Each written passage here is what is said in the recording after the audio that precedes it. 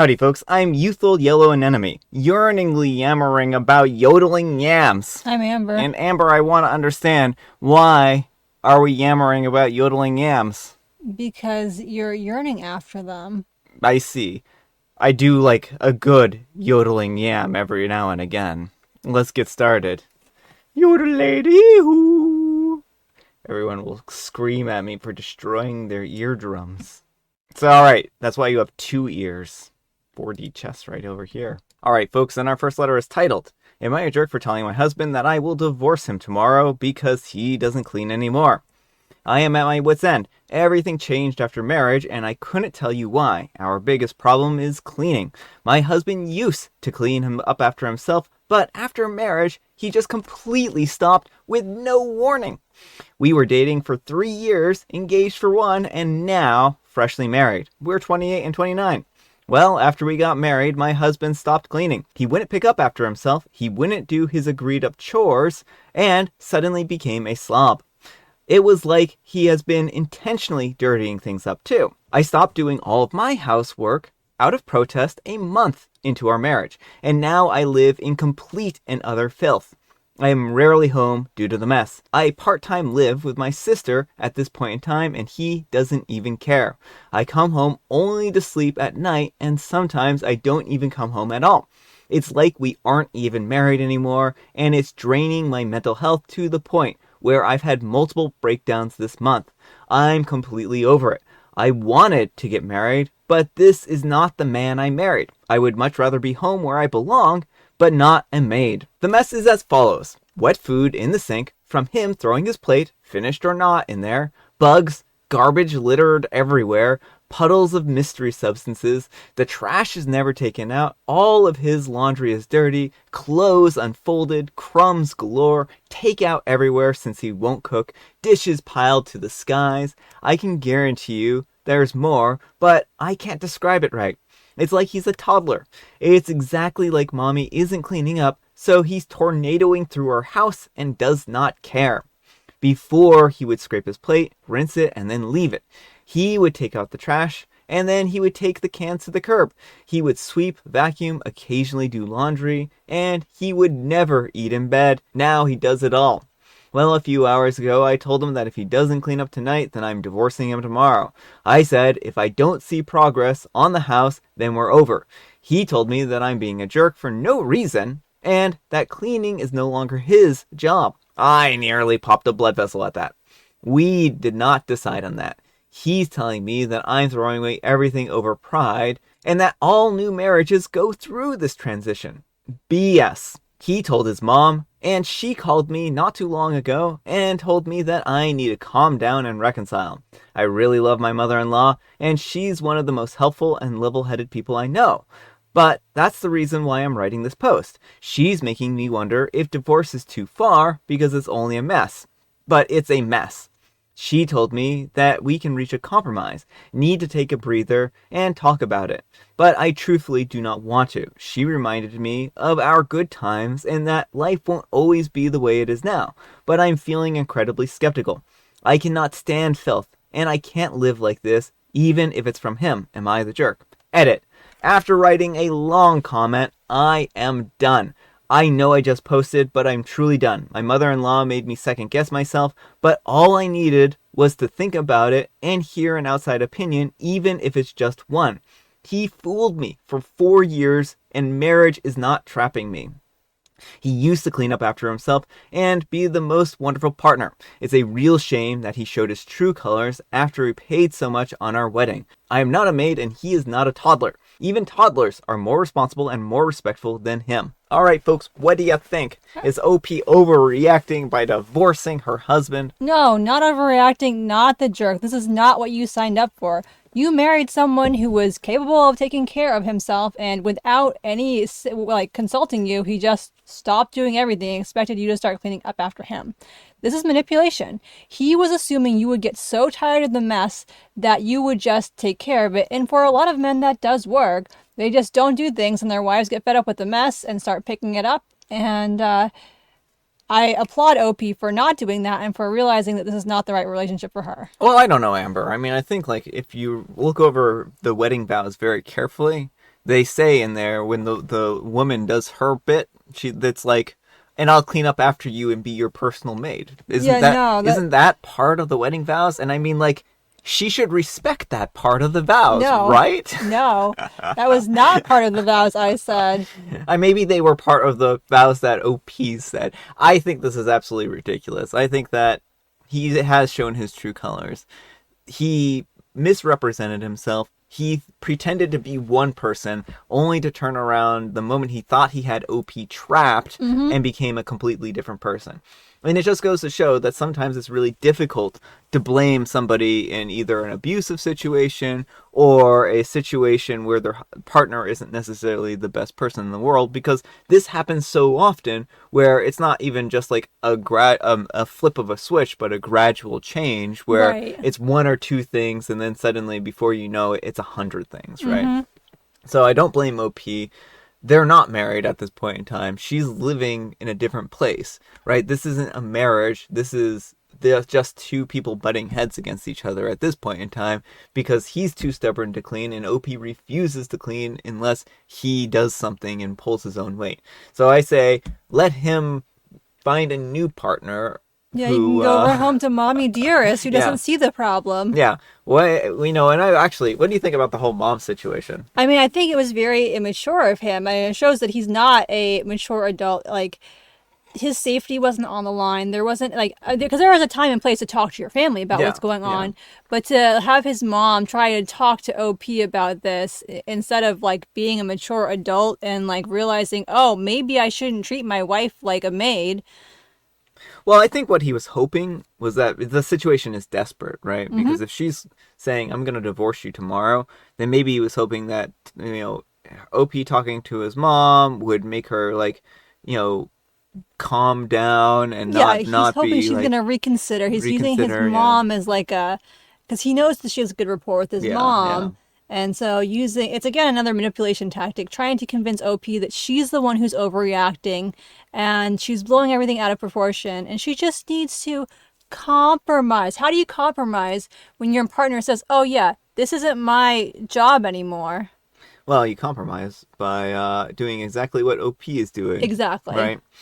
So I think the good compromise here is that they both go their own separate ways because they have incompatible lifestyles at this point in time.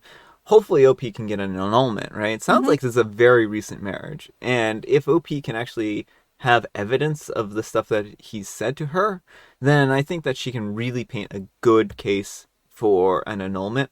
And so this would be a something for her to talk to an attorney about, and hopefully she can get the legal advice that she needs to either divorce or just annul the marriage. Because, again, this is false representation. He is not the person OP married.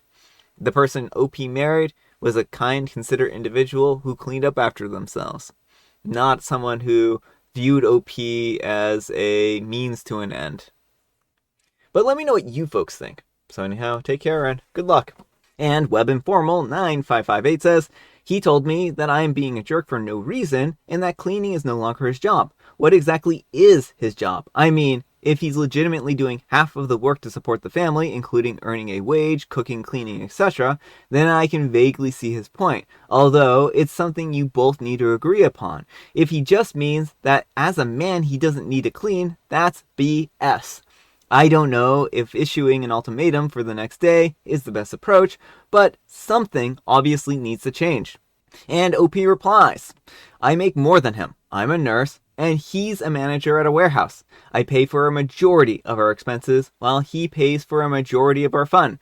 We have our own separate bank accounts and a joint account for bills, though I put 75% to his 25%. He meant exactly that men don't clean in marriages. Supposedly now, since we're married, he can pull a 180 and all the domestic responsibilities are mine. And on his days off, he can just lounge around. He doesn't even care if I'm not home anymore. The house belonged to his grandfather, so I will absolutely be leaving. But that's another reason why he thinks he doesn't have to care. It's his house. We live together in that house for 2 years now, but it's ultimately his. The more I'm writing this, the more I'm realizing that I'm really messing it over. It isn't hard to take the trash out, scrape your plate, not attract bugs, and pick up after yourself. He's not a toddler. I know he can do it because he used to do it. He's not disabled. He's not hurt. He's absolutely being lazy and disrespectful. I truly think I fell out of love already. This new side of him is extremely ugly, and it ruined all of my positive memories of him. He's purposely being disrespectful and making my life hard. If he really thought that marriage would trap me and allow his bad behavior, he is wrong. I am not going to become his maid just because we're married. Thank you. This helped.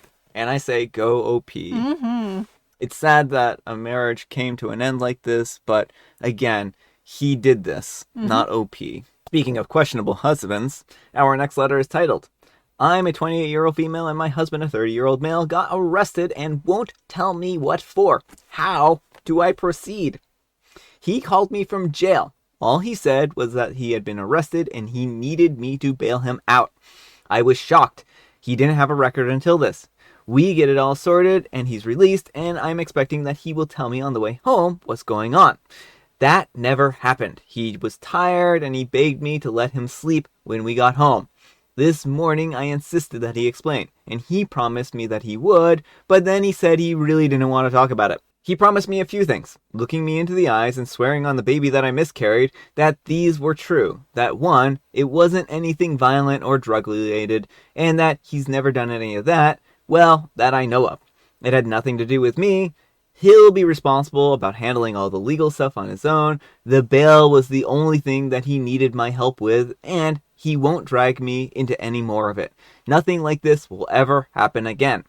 I don't know what to do with that. I am resolute that as his partner, who shares a life with him, I am 1,000,000% entitled to know what happened. He does not agree, and he's begging me to let him keep this one thing to himself. I swear that I'm not a controlling partner. I never snoop on him, demand to know everything about what he's doing when we're not together or anything like that. I'm demanding that he tell me about this particular thing because of how serious it is and out of nowhere it is. How is getting arrested not a big deal? In what world is it normal to expect your spouse to be okay with being kept in the dark? What would be the best way to communicate with him so that he understands the importance of why he needs to tell me? All right, folks, what do you think of this one? I mean, I think OP has tried to talk to him, and it seems like he's just blocking every attempt. Now, I believe arrest records are generally public record. Yeah, I believe they are. So probably your best bet is just go look it up. Call the local police station, or look it up online. Because I know they'll post arrests in the newspaper and whatnot. Oh yeah. So you should, as long as it's public record, you should be able to access this information yourself and make an informed decision from there. Yeah, I mean, I agree with Amber here. I think that OP has the resources to be able to find this information out. Arrest records are a public record. You can look them up. And I think that this is certainly something that OP would want to look up. And the reason why is because if it was like a speeding ticket, why would he not tell you that? Right. It's very clear that he does not want OP to know that he thinks she's going to judge him for whatever he did. There are some serious crimes he could have committed. I mean, he needed bail. Yeah. If you get a speeding ticket, I mean, I guess if you get If it was enough of criminal them, speeding. you might need to be bailed out, but But again, he wouldn't have a problem admitting that, right? A lot of people get arrested for speeding. And he says it's not drug related or anything like that. So it's probably not a DUI unless he means alcohol, right? So I think that there's probably a reason here, and it probably, is something very unsavory. Yeah, I have some unsavory ideas going through my head, and it's better to know than to not know. Yeah. Arm yourself with the information and decide from there. Yeah. So yeah, hopefully OP can find this out. But let me know what you folks think. So anyhow, take care and good luck. And Golden Dragon 001 says, you 100% should know the reason for his arrest. Why? This will impact you financially, involving your assets, and likely will have a negative impact on your marriage and family. So if he refuses to tell you, time to go for a divorce. See a family lawyer and find your options. Sooner or later, you'll know why he was arrested because of his court filing, and it will be public knowledge. Well, also, what happens if he has to go to court and then he goes to jail or something like that, right? Right. Well, and there's all the legal fees, like this person was pointing out, even if he's paying them from his own separate finances, that's going to drain the household resources. Yeah, not a good situation. I feel bad for OP here. Alright, folks, and our next letter is titled, Am I a jerk for telling my wife to stop coddling and smothering her kids? I've been with my wife, Leah, a 31-year-old female, for 4 years, married 1.5 of those. She has 3 kids, Liam, an 8-year-old male, Oliver, a 5-year-old male, and Hannah, a 3-year-old female. And I have a son, Jordan, a 14-year-old male, with my ex-girlfriend. Lila is admittedly a bit much. She's overly cautious with her kids. I personally raised my son as sort of a free-range child, meaning that I let him figure out things on his own so that he can learn natural consequences. For example, if he sticks his hand into an animal's face, and I won't pull him away, but he gets bitten, he'll learn not to stick his hand in that animal's face. Obviously, if he was in danger, near a dangerous snake, of course I would take him away, but most of the time, I let him learn the natural consequences. My wife does the opposite. If her kids do something that she deems unsafe, she will overreact and then take them away immediately instead of letting them figure it out for themselves. It's been troubling between us because of our parent styles clashing, but we've made it work. Lila was in the shower and I was cooking dinner. I had a boiling pot on the stove and Hannah was helping me cook. I had her on a stool and was showing her how to cut the vegetables. Lila wouldn't allow this if she was cooking because she would worry that Hannah was unsafe. I had her come and help pour vegetables into the pot, and she decided to touch it. Instead of pulling her away, I watched her touch it, and she immediately cried because it burned. I told her this is why we don't touch pots. I grabbed the ointment and I put it on her hand. She learned not to touch it again and stayed away for the rest of the time cooking. Lila later came out, and things were fine until Hannah went up to her and showed her the burn mark that she got. Lila screamed and asked what happened, and I said that she touched the pot. She asked why I had her around the pot and why I didn't stop her from touching it, and I said that she needed to learn. I said that she needs to stop coddling and smothering her kids and let them learn these things for themselves. She got mad and won't talk to me. She took her kids to a friend's for an impromptu sleepover because she doesn't trust me around them. Am I the jerk for teaching natural consequences instead of hovering over them? All right, folks, what do you think of this one? Yes, OP is a major jerk here. Why do you have a 3-year-old putting things into a boiling pot of water? Why didn't you tell her when she reached for the pot, don't touch it, and pull her hand back? She's 3. Yeah. She doesn't understand. There has to be a certain point in time where kids do have to learn that the hot pot is hot and don't touch it, but 3 is not that age. So, I think that there might be a system that works between the two of them where kids can learn in natural consequences, but you also want to tell kids ahead of time what the consequences are, right? So where I have the biggest problem is that he didn't tell her, don't touch hot, right?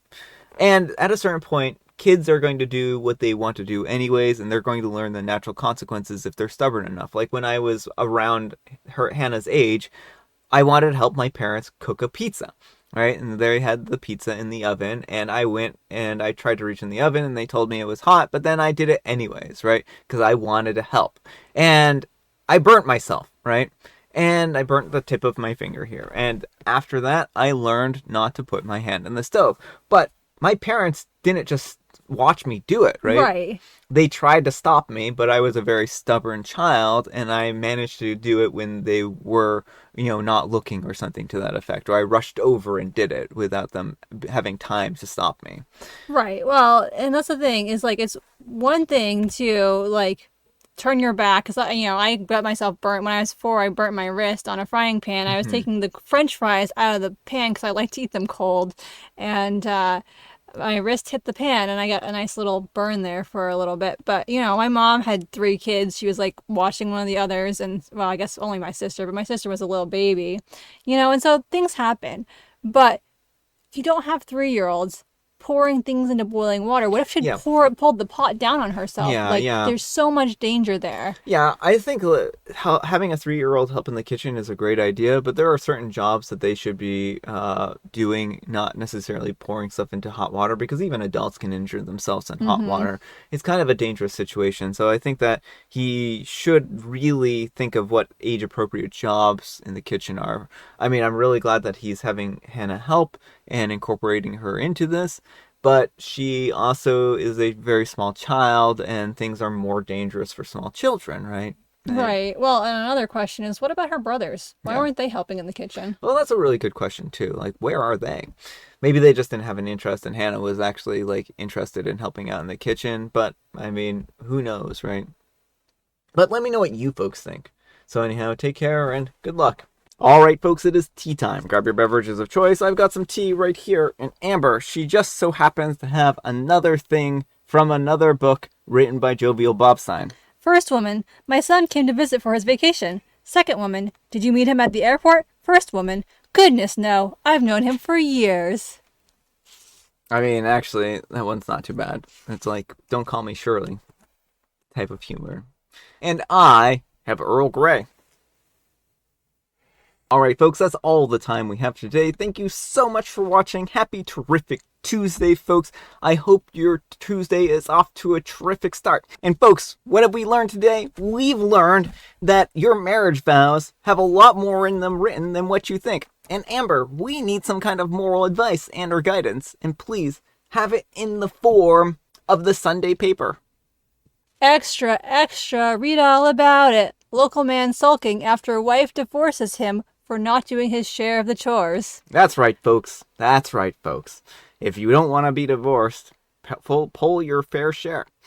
Thanks so much for watching, and we'll see you all tomorrow. Bye. I nearly pooped. Oh, popped, not pooped. Blood vessel. I nearly pooped a blood vessel. Well, that would be also a problem, probably.